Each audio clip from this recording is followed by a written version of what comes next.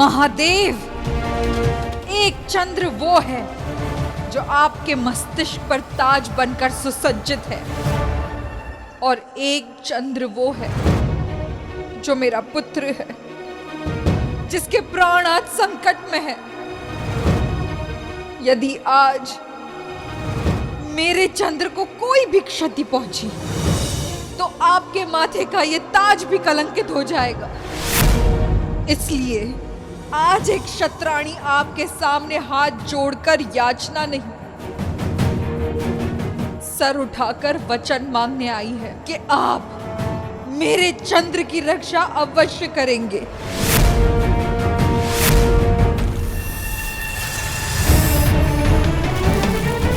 नहीं, नहीं।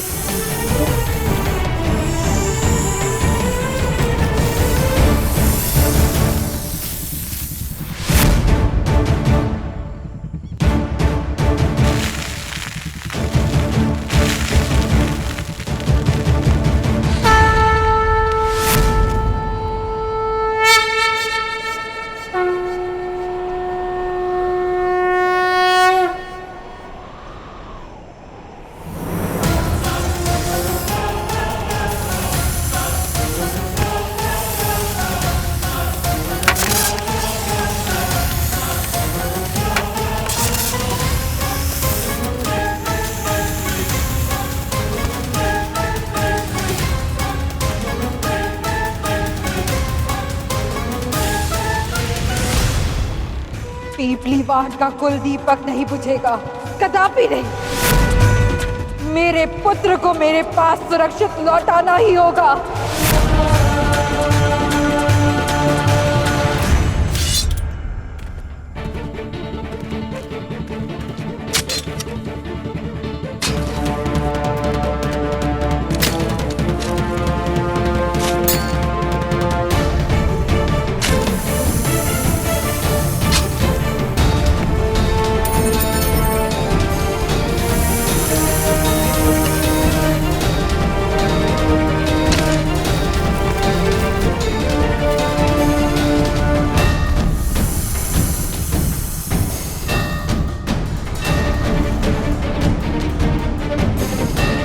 आपके तांडव का कोप पूरे संसार में प्रलय लाता, किंतु यदि आज मेरे पुत्र को आपने जीवित नहीं लौटाया तो इस मां के तांडव का कोप आप पर बरसेगा महादेव।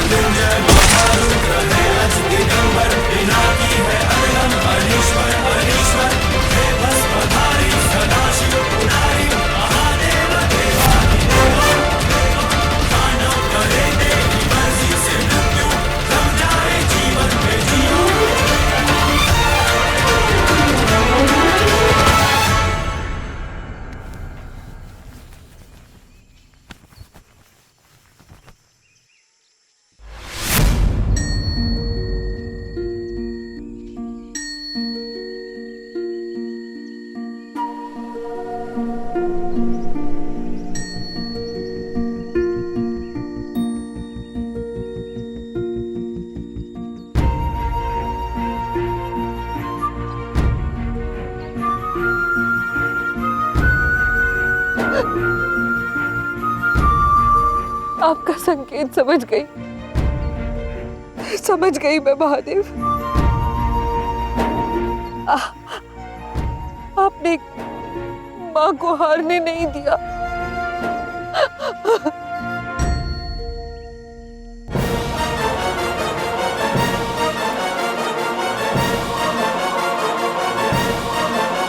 तो ये रहा पिपलीवन तक जाने का मार्ग।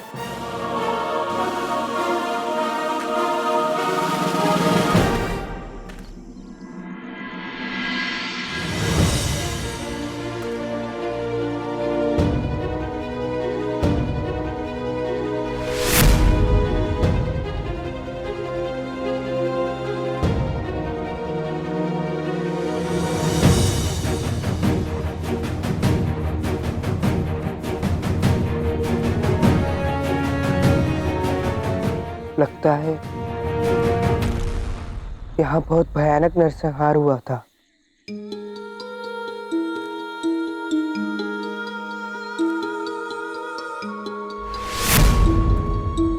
और क्यों मुझे ये स्थान परिचित सा प्रतीत होता है, जैसे कि मैं यहाँ पहले भी कभी आया हूँ।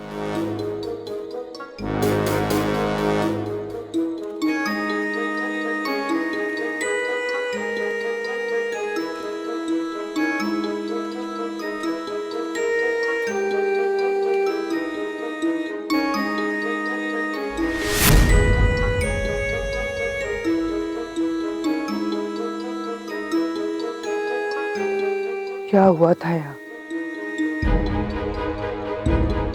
इन खंडरों को देखकर लगता है कि बड़ा ही वैभवशाली अतीत था यहाँ का, मुझे इस किले में प्रवेश करना ही होगा।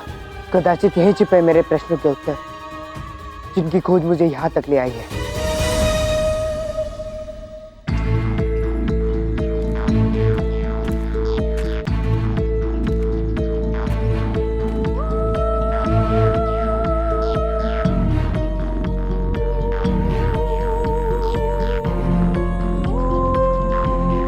आचार्य मुझे यूं ही भयभीत करने के लिए कह रहे थे कि यहाँ सुरक्षा होगी, पर मुझे तो यहाँ कोई सुरक्षा प्रहरी नहीं दिख रहा है। हाँ, कोई भूत प्रेत हो तो पता नहीं, इन मरे हुए लोगों के भूत।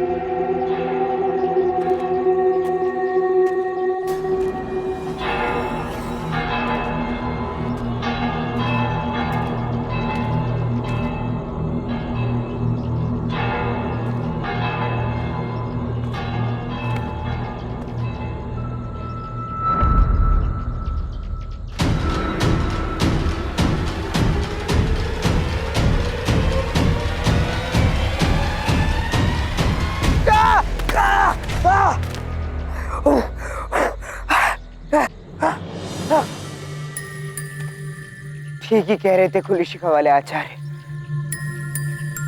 किसी भी सुरक्षा प्रहरी के ना होते हुए भी धनानंद का अदृश्य सुरक्षा चक्र अवश्य है यहाँ। इस मार्ग से तो मैं जीवित इस किले से बाहर नहीं निकल पाऊंगा, मुझे कोई और ही मार्ग ढूंढना होगा।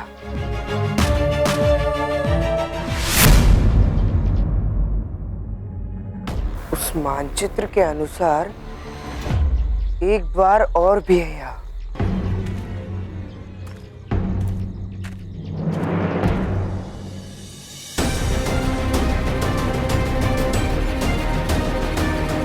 कदाचित यही वो चिन्ह है जहाँ गुप्त द्वार है।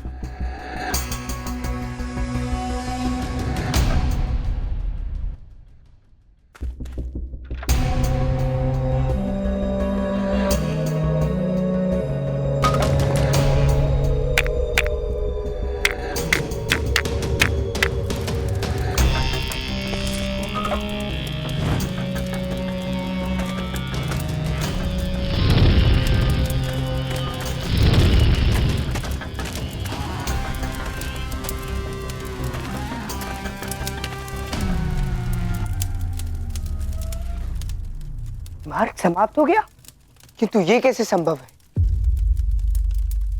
कहीं सम्राट धनानंद ने तो इस मार्ग को बंद तो नहीं करवा दिया?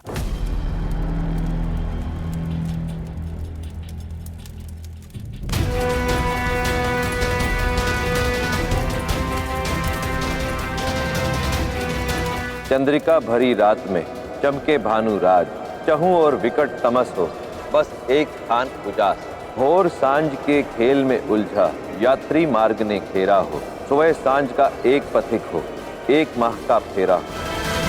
अर्थात इस गुप्त द्वार को खोलने के लिए मुझे पहले उस पहेली को हल करना होगा।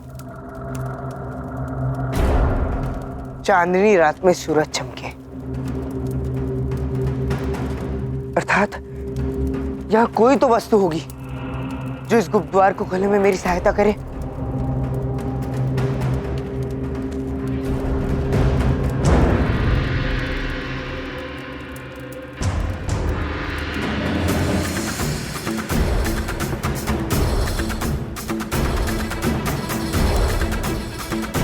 मिल गई वो वस्तु। अब पहेली का दूसरा भाग। चहूं और विकट तमस हो, बस एक स्थान उजास। चारों ओर अंधेरा हो और एक ही जगह उजाला हो। अब पहेली का केवल अंतिम भाग ही शेष है। भोर सांझ के खेल में उलझा, यात्री मार्ग ने घेरा हो, सुबह सांझ का एक पथिक हो, एक माह का फेरा हो। अर्थात जिस प्रकार चांद और पृथ्वी सूर्य की प्रदक्षिणा करती है, ठीक उसी प्रकार मुझे भी इस वस्तु को इसमें लगाकर घुमाना होगा।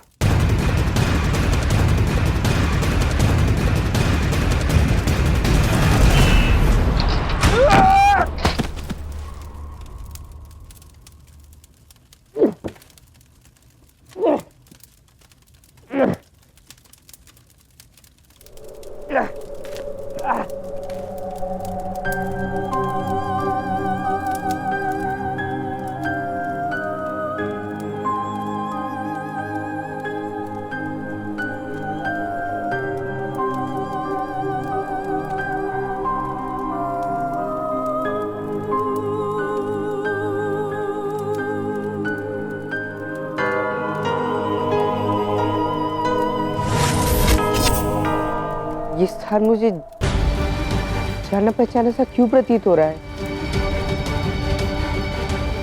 ऐसा क्यों लग रहा है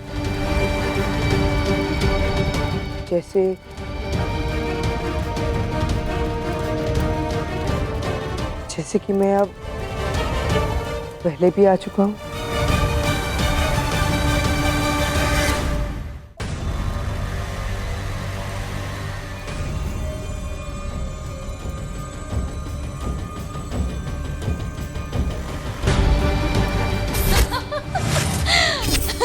कौन हूं मैं?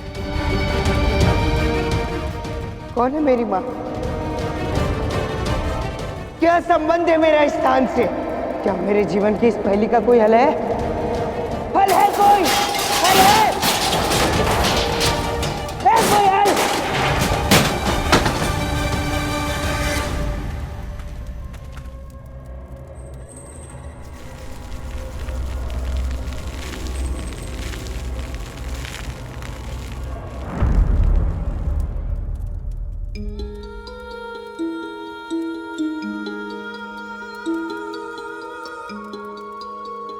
कदाचित ये पिपलीवन के राज परिवार का चित्र है। पिपलीवन के महाराज, महारानी मूरा।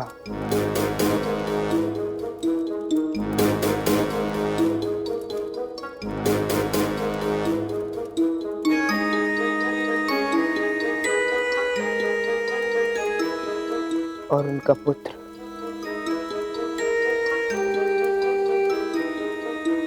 पिपलीवन का राजकुमार वीरभद्र।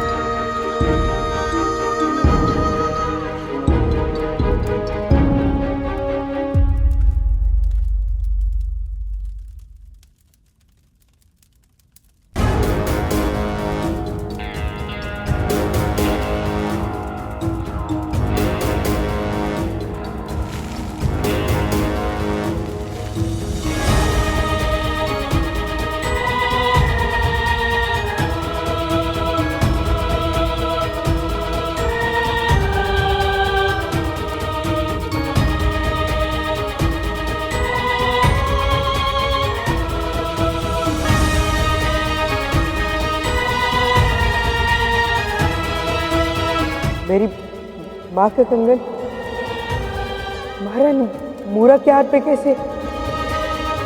ये क्या हो रहा है?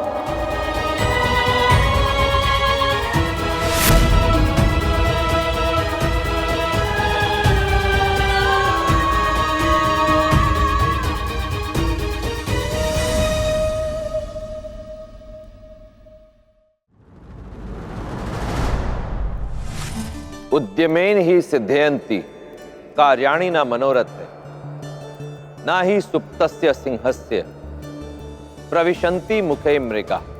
सिंह वन का राजा होता है, परंतु राजा है केवल इसीलिए ऐसा नहीं होता कि वो सोता रहे और हिरण स्वयं आकर उसके सामने अपना बलिदान कर दे। अपना आधिपत्य दर्शाने के लिए सिंह को गर्जना करनी होती है। अपना अस्तित्व बनाए रखने के लिए परिश्रम के साथ निर्ममता से आखेट करना होता है। परिश्रम सबसे बड़ी चाबी है। परिश्रम से ही व्यक्ति राजा बनता है। इसलिए परिश्रम से कभी मुंह ना मोड़ो, क्योंकि यदि परिश्रम से मुंह मोड़ा तो राजा से रंक बनते देर नहीं लगती। नीतियां मेरी, नियति आपकी।